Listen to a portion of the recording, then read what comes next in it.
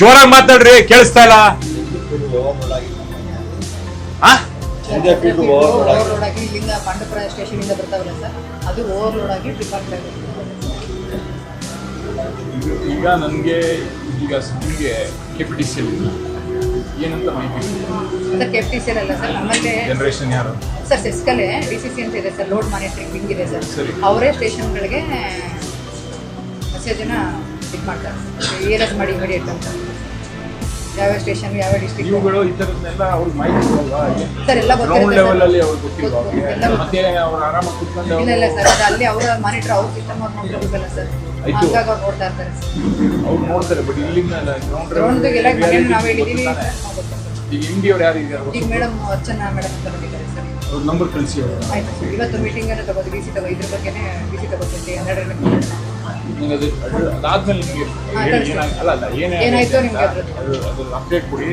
Chairman ಅವರು ನನಗೆ ಮಾತಾಡ್ತೀವಿ ಅಂತ ಹೇಳಿದ್ರು, ಮಾತಾಡಲಿಲ್ಲ. ಆಮೇಲೆ ಅವರು ಸರ್ ಅದು ಅಲ್ಲ ನಾನು ಹೇಳ್ತಾ ಇರೋದು ಪ್ರತಿ ಸತಿ ಬಡ್ಕೊಳ್ಳೋದು ಅಷ್ಟೇ. ನಾನು ಕಮ್ಯುನಿಕೇಟ್ ಮಾಡಿ ರೈತರಿಗೆ ನಿಮ್ಮ ಸೆಕ್ಷನಲ್ಲಿ ಅವತ್ತು ವಿಡಿಯೋ ಮಾಡಿ ಸಾಕ್ಷಿ ಅಂತ ಹೇಳಿದೆ. ನಾನು ನಿಮ್ಮ ಸೆಕ್ಷನ್ಗೆ ನಿಮ್ದು ವಾಟ್ಸಪ್ ಗ್ರೂಪ್ಗಳಿದ್ದಾವೆ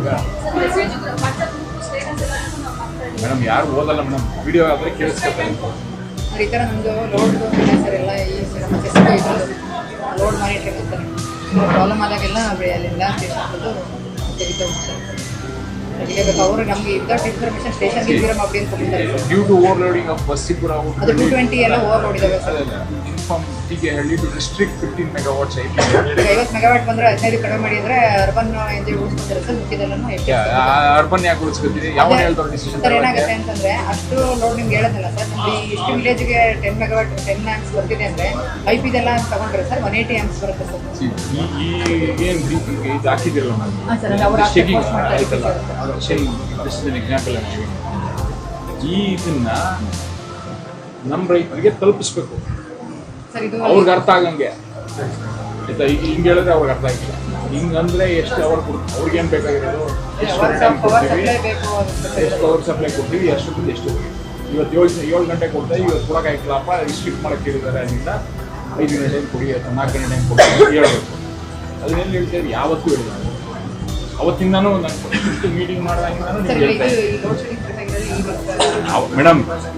ಮೇಡಮ್ ಈಗ ಲಾಸ್ಟ್ 6 months ನೀವು ತೆಗ್ಸಿ ಕೇಳ್ಕೊಳ್ಳಿ ಮೇಡಮ್. ಇದನ್ನ 6 ತಿಂಗಳು ತೆಗ್ಸಿ. ಒಂದು ಆವ್ರೇಜ್ ನೀವು 4 ರಿಂದ 5 ಗಂಟೆ ಟೈಮ್ ಕೊಡ್ತೇನೆ. ಅದನ್ನ ಯಾವತ್ತು ಕಮ್ಯುನಿಕೇಟ್ ಮಾಡಿದ್ದೀವಿ? ರೆಡಿ ಆಯ್ತಾ?